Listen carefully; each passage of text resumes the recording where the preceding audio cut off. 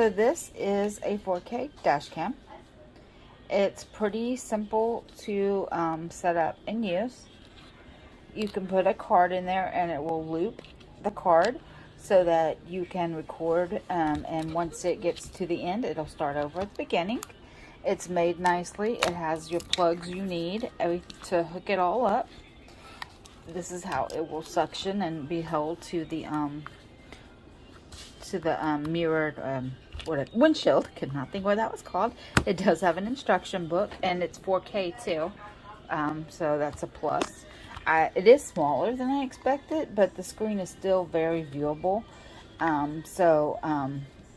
It's still, you know, great picture, great quality, and I am really happy with it. Can't wait to get it installed because I have one in my car, and when I drive my husband's truck, I am lost because he doesn't have one, and I just don't feel safe about it.